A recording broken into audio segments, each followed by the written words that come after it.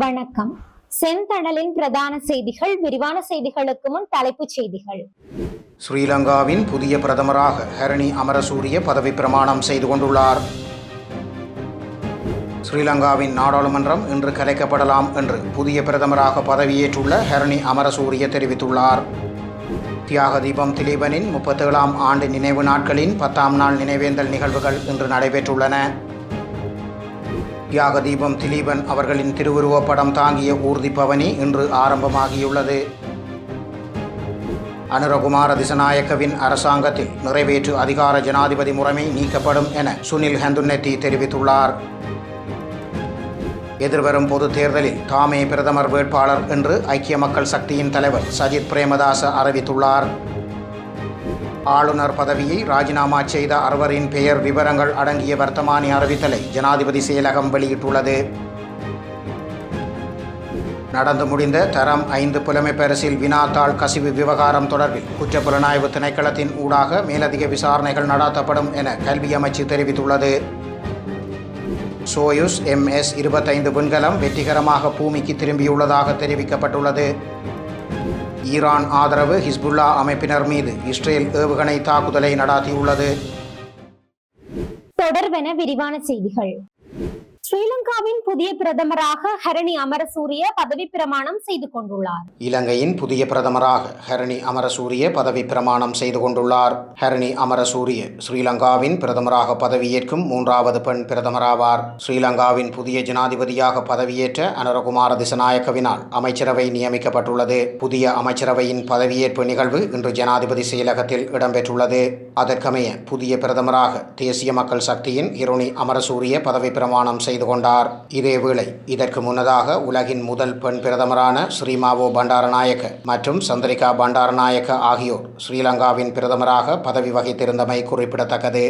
ஸ்ரீலங்காவின் நாடாளுமன்றம் இன்று கலைக்கப்படலாம் என்று புதிய பிரதமராக பதவியேற்றுள்ள ஹரணி அமரசூரிய தெரிவித்துள்ளார். இன்றைய நாள் நாடாளுமன்றம் கலைக்கப்படலாம் என புதிய பிரதமர் ஹரணி அமரசூரிய தெரிவித்துள்ளார். இலங்கையின் புதிய பிரதமராக ஹரணி அமரசூரிய இன்று பதவியேற்றுக் கொண்டார். ஜனாதிபதி அனுரகுமார திசநாயக்கவின் முன்னிலையில் இலங்கையின் 16வது பிரதமராக அவர் பதவி பிரமாணம் செய்து கொண்டார். இந்த நிலையில் பிரதமர் பதவியை ஏற்றதன் பின்னர் ஊடகங்களிடம் கருத்து வெளியிடும் போதே அவர் இதனை தெரிவித்துள்ளார். இன்று பிரதமராக பதவியேற்றுக் கொண்டதுடன் கடமைகளை பொறுப்பேற்க வேண்டியுள்ளது என தெரிவித்த அவர் பெரும்பாலும் நாடாளுமன்றம் இன்று கலைக்கப்படும் எனவும் தெரிவித்துள்ளார். தியாக தீபம் திலீபனின் 37ஆம் ஆண்டு நினைவு நாட்களின் 10ஆம் நாள் நினைவேந்தல் நிகழ்வுகள் இன்று நடைபெற்றுள்ளன. தியாக தீபம் திலீபன் அவர்களின் 37வது ஆண்டு நினைவு நாட்களின் 10ஆம் நாள் நினைவேந்தல் நிகழ்வு இன்று கடைபிடிக்கப்பட்டுள்ளது. நல்லூரில் அமைந்துள்ள தியாக தீபம் திலீபன் நினைவாலயத்தில் இன்று காலை 9 மணிக்கு ஈகை சுடர் ஏற்றலுடன் நிகழ்வு ஆரம்பமாகி நடைபெற்றுள்ளன. இதன்போது தியாக தீபம் திலீபனின் திருவுருவ படத்திற்கு மலர் மாலை அணிவிக்கப்பட்டு மலர் வணக்கம் செலுத்தப்பட்டது. அதனைத் தொடர்ந்து அடையாள உண்ணாவிரதம் மேற்கொள்ளப்பட்டது. அதேவேளை இன்று பிற்பகல் 5 மணிக்கும் ஈகை சுடர் ஏற்றப்பட்டு மலர் வணக்கம் செலுத்தப்பட்டு மாலை நேர வணக்க நிகழ்வுகள் இடம்பெற்றுள்ளன. தியாக தீபம் திலீபன் நினைவேந்தல் ஏற்பாட்டு குழுவின் தலைவர் பொன் மாஸ்டர் தலைமையில் இந்நினைவேந்தல் வணக்க நிகழ்வு இடம்பெற்று வருவது குறிப்பிடத்தக்கது.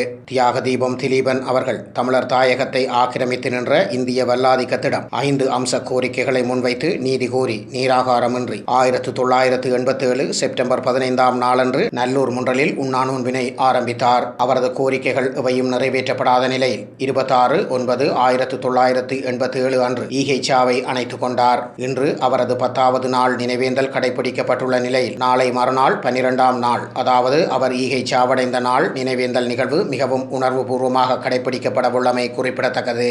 தியாக தீபம் திலீபன் அவர்களின் திருவுருவ படம் தாங்கிய ஊர்தி பவனி இன்று ஆரம்பமாகி உள்ளது. தியாக தீபம் திலீபன் அவர்களின் 37ஆம் ஆண்டு நினைவேந்தலை முன்னிட்டு இன்று தியாக தீபம் திலீபன் அவர்களின் திருவுருவ படம் தாங்கிய ஊர்தி பவனி ஆரம்பமாகியுள்ளது.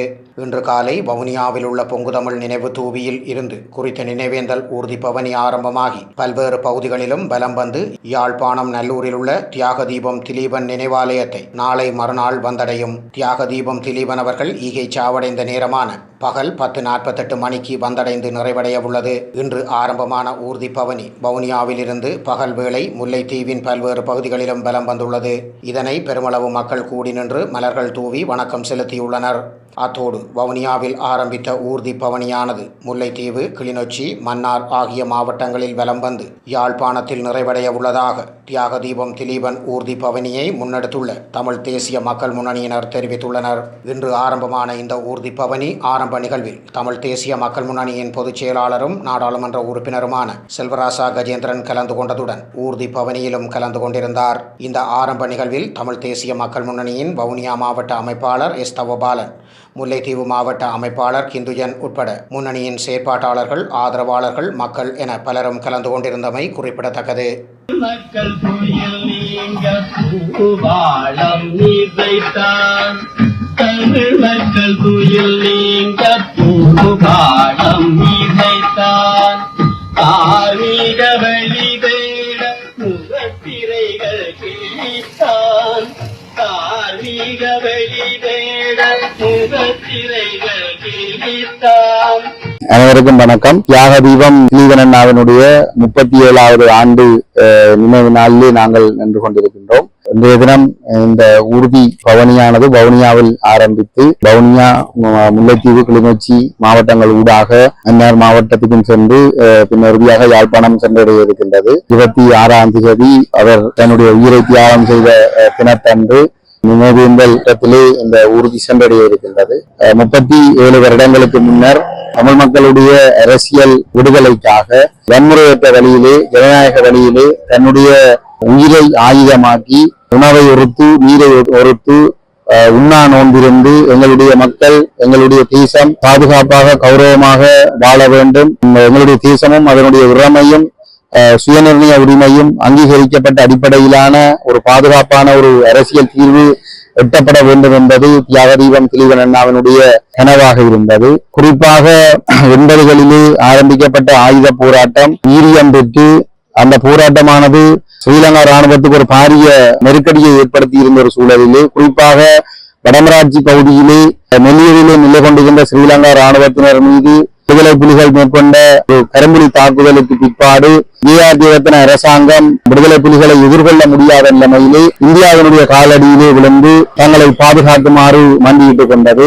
அந்த சூழலிலே இந்திய அரசானது தங்களுடைய பிராந்திய பாதுகாப்பு நலன்களை, ஆதிக்க நலன்களை முன்னிலைப்படுத்தி இலங்கை அரசாங்கத்திடமிருந்து பல வாக்குறுதிகளை பெற்றுக் கொண்டது. இந்தியாவுடைய நலன்களுக்கு மாறாக 3ஆம் தரப்பு நாடொன்றுக்கு இலங்கையிலே இடமளிக்க கூடாது என்கின்ற உத்தரவாதங்களை பெற்றுக்கொண்ட பிற்பாடு ஜேஆர்ஜேவத்தினாவினுடைய கோரிக்கையின்படி தமிழ் மக்களுடைய அரசியல் கோரிக்கைகளை ஒட்டியாட்சிக்குள் முடக்குகின்ற முடிவுக்கு இந்தியா இணங்கிக் கொண்டது. அதன் காரணமாக தமிழ் மக்களுடைய அந்த போராட்டத்தை கைவிட்டு ஒட்டியாட்சிக்குள் ஜேஆர்ஜேவத்தினாவோடு அனுசரித்து செல்ல வேண்டும் என்ற ஒரு அணுகுமுறையை விடுதலை புலிகளை நோக்கி இந்தியா கைக்கொள்ள தொடங்கிய போது அதற்கு விடுதலை புலிகள் இணங்கவில்லை. அவர்கள் மிக உறுதியாக இருந்தார்கள். எங்களுடைய மக்கள் உயிர் கொடுத்து போராடி இருக்கிறார்கள். சிங்கள பௌத்த பேரினவாதம் எங்களை அழித்துக் கொண்டிருக்கிறது. சிங்கள பௌத்த பேரினவாதத்தினுடைய அழிப்பில் இருந்து எங்களுடைய மக்களை பாதுகாக்க வேண்டுமாக இருந்தால் எங்கள் வடகிழக்கு தாயகம் இணைக்கப்பட்டு எங்களுடைய தேசம், உரிமை, சுயநிர்ணய உரிமை அங்கீகரிக்கப்பட்ட அடிப்படையிலான தீர்வினூடாக மாத்திரம்தான் எங்களுடைய மக்களை பாதுகாப்பாக வாழ வைக்க முடியும் என்கின்ற ஒரு உறுதியான நிலைப்பாட்டோடு விடுதலை புலிகள் இருந்தார்கள். அந்த வகையிலே ஆயுதங்கள் அனைத்தும் இந்திய படைகளிடம் கையளிக்கப்பட்ட பிற்பாடு தொடர்ந்து மக்களுடைய விடுதலைக்கான அந்த போராட்டத்தை அவர்கள் தங்களுடைய மனோபலத்தினாலே, ஆத்மபலத்தினாலே அவர்கள் முன்னெடுத்தார்கள். அந்த வகையிலேதான் தியாக தீபம் திலீபன் அண்ணாவினுடைய உண்ணாவிரத போராட்டம் ஆரம்பமாகியது. இலங்கை அரசு நாடு ஒரு நாடு என்று சொல்கிறது, இந்த எல்லாம் நாட்டினுடைய மக்கள் என்று சொல்லுகிறார்கள். ஆனால் இந்த நாட்டினுடைய மக்கள் என்று சொல்லப்படக்கூடிய வடகிழக்கு தமிழ் தேசத்தினுடைய ஒரு குடிமகன் இந்த மக்களுடைய அரசியல் உரிமைகளுக்காக தன்னுடைய உயிரை பணயம் வைத்து உணவை அருந்தாமல், நீரை அருந்தாமல் சாகும் வரை உண்ணாவிரதம் இருந்த பொழுது இந்த அரசாங்கம் அவருடைய சாவை கண்டு கழித்துக் கொண்டிருந்தது. ஏனென்று சொன்னால் இனவாதம் காரணமாக சிங்கள பௌத்த பேரினவாத வெறியர்கள் அவருடைய சாவை கண்டும் காணாமல் இருந்தார்கள். அதே போன்று இந்தியாவும் தன்னுடைய நலன் அடையப்பட்ட பிற்பாடு அவருடைய சாவை கண்டு கொள்ளாமல் இருந்தது. உலகத்திற்கு தங்களை ஒரு மகாத்மா என்றும், மகாத்மா காந்தி உலகத்திற்கு அகிம்சையை போதித்தவர் என்று சொல்லிக் கொண்டிருக்கிற இந்தியா இன்று வரைக்கும் எங்களுடைய திலீபனுடைய கோரிக்கைகளை நிறைவேற்றுவதற்கான ஆக்கப்பூர்வமான நடவடிக்கைகளை எதுவும் எடுக்கவில்லை. தற்பொழுது வரைக்கும் அவர்களுடைய நிலைப்பாடு திலீபன் அடியோடு நிராகரித்த ஒட்டியாட்சியும் அதற்குட்பட்ட 13ஆம் திருத்தச் சட்டத்தையும் தீர்வாக வலியுறுத்துவதாகத்தான் இருக்கிறது. ஆகவே அந்த அடிப்படையிலே நாங்கள் இன்றும் உறுதியாக கூறுகிறோம், அவருடைய 37வது ஆண்டிலே நாங்கள் நின்று கொண்டிருக்கிறோம். இன்றும் நாங்கள் அவரை நினைவு கூறுவதன் மூலமாக நாங்கள் பல விடயங்களை நாங்கள் இந்த சமூகத்திற்கு கொண்டு செல்கின்றோம். ஒன்று, அவருடைய லட்சியத்தை நாங்கள் ஒருபொழுதும் விட்டுக் கொடுப்பதற்கு தயாராக இல்லை.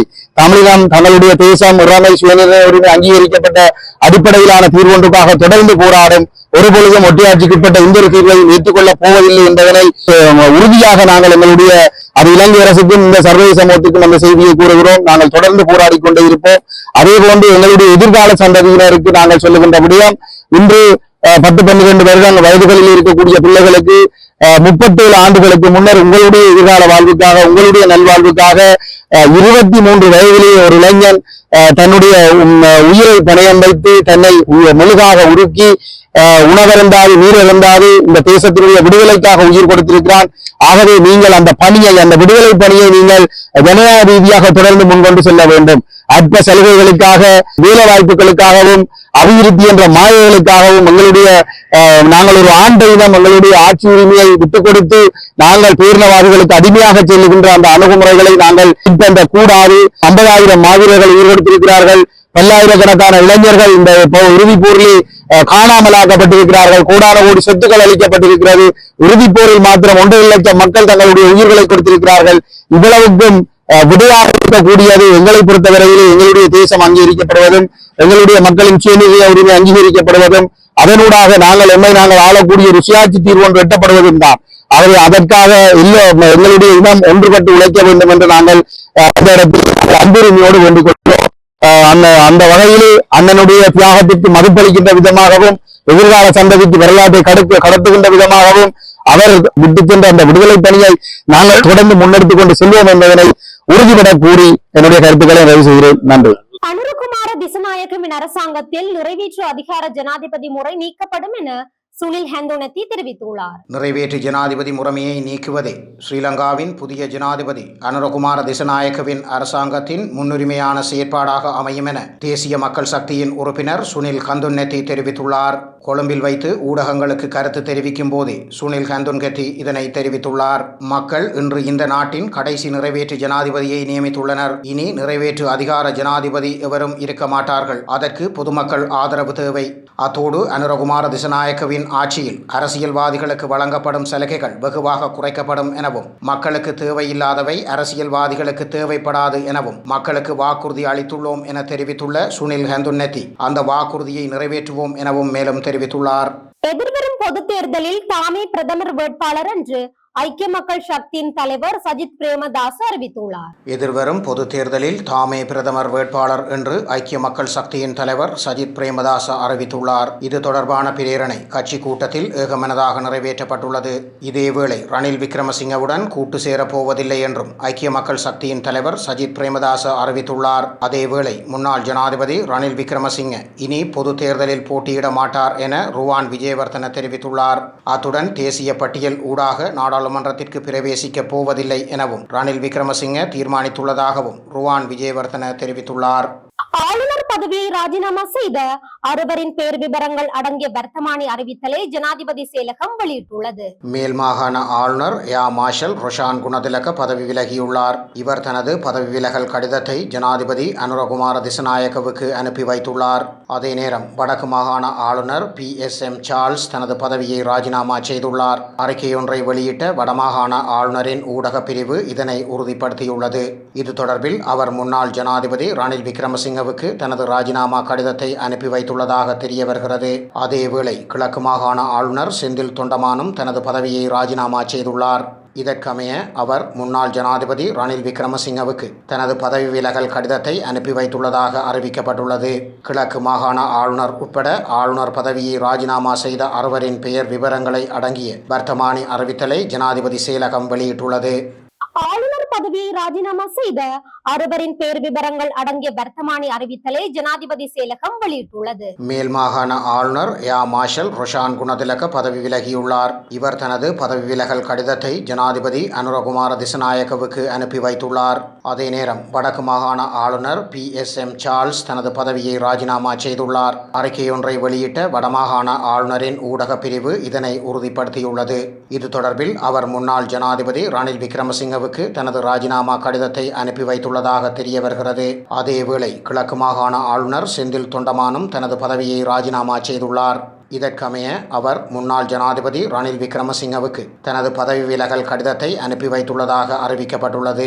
கிழக்கு மாகாண ஆளுநர் உட்பட ஆளுநர் பதவியை ராஜினாமா செய்த 6 பெயர் விவரங்களை அடங்கிய வர்த்தமானி அறிவித்தலை ஜனாதிபதி செயலகம் வெளியிட்டுள்ளது. நடந்து முடிந்த தரம் 5 புலமை பரிசில் வினாத்தாள் கசிவு விவகாரம் தொடர்பில் குற்றப்புலனாய்வு திணைக்களத்தின் ஊடாக மேலதிக விசாரணைகள் நடத்தப்படும் என கல்வி அமைச்சு தெரிவித்துள்ளது. நடந்து முடிந்த தரம் 5 புலமை பரிசில் பரீட்சை வினாத்தாள் கசிவு விவகாரம் தொடர்பில் குற்றப்புலனாய்வு திணைக்களத்தின் ஊடாக மேலதிக விசாரணைகள் நடத்தப்படும் என கல்வி அமைச்சு தெரிவித்துள்ளது. விசாரணைகளின் உண்மைகளை கருத்தில் கொண்டு மீண்டும் புலமை பரிசில் பரீட்சை நடாத்துவதா இல்லையா என்பது தொடர்பில் விரைவில் இறுதி தீர்மானம் மேற்கொள்ளப்படும் என கல்வி அமைச்சின் செயலாளர் திலகா ஜெயசுந்தர தெரிவித்துள்ளார். அதே சமயம் விசாரணைகளின் பின்னர் நியாயமான தீர்வு வழங்கப்படும் எனவும் கல்வி அமைச்சின் செயலாளர் மேலும் தெரிவித்துள்ளார். இதேவேளை புலமை பரிசில் பரீட்சையில் 3 வினாத்தாள் கசிந்த சம்பவம் தொடர்பில் கைது செய்யப்பட்ட மகரகம தேசிய கல்வி நிர்வாகத்தின் திட்டமிடல் திணைக்கள பணிப்பாளர் எதிர்வரும் அக்டோபர் மாதம் 7ஆம் நாள் வரை விளக்கமறியலில் வைக்கப்பட்டுள்ளமை குறிப்பிடத்தக்கது. இனி சர்வதேச செய்திகள். சோயுஸ் MS-25 விண்கலம் வெற்றிகரமாக பூமிக்கு திரும்பியுள்ளதாக தெரிவிக்கப்பட்டுள்ளது. விண்வெளிக்கு நாசா மற்றும் ரஷ்ய விண்வெளி வீரர்கள் 3 பேருடன் சென்ற சோயுஸ் MS-25 விண்கலம் வெற்றிகரமாக பூமிக்கு திரும்பியுள்ளதாக தெரிவிக்கப்பட்டுள்ளது. கோனோனென்கே மற்றும் ட்ரேசி டைசன், நிகோலை செப் ஆகிய 3 பேருடன் சென்ற சோயுஸ் விண்கலம் பூமிக்கு திரும்பியுள்ளது. இதன்படி பாராசூட் உதவியுடன் கஜகஸ்தானில் சோயுஸ் MS-25 விண்கலம் தரையிறங்கியது. எக்ஸ்பெடிஷன் 71 குழு பூமி திரும்பியதால் சர்வதேச விண்வெளி நிலையத்தின் கொமாண்டராக சுனிதா வில்லியம்ஸ் தற்போது பொறுப்பேற்றுள்ளார். விண்கலம் பூமிக்கு தரையிறங்கியதன் மூலம் ரஷ்யாவின் கொனோனென்கோ, நிக்கோலோ செப் இருவரும் சர்வதேச விண்வெளி நிலையத்தில் அதிக நாட்கள், அதாவது 374 நாட்கள் தங்கியிருந்தவர் என்ற புதிய சாதனைகளையும் படைத்துள்ளனர். ஈரான் ஆதரவு ஹிஸ்புல்லா அமைப்பினர் மீது இஸ்ரேல் ஏவுகணை தாக்குதலை நடத்தியுள்ளது. தெற்கு லெபனான் நாட்டில் உள்ள ஈரான் ஆதரவு பெற்ற ஹிஸ்புல்லா அமைப்பினர் மீது இஸ்ரேல் ஏவுகணை தாக்குதல் நடாத்தியுள்ளது.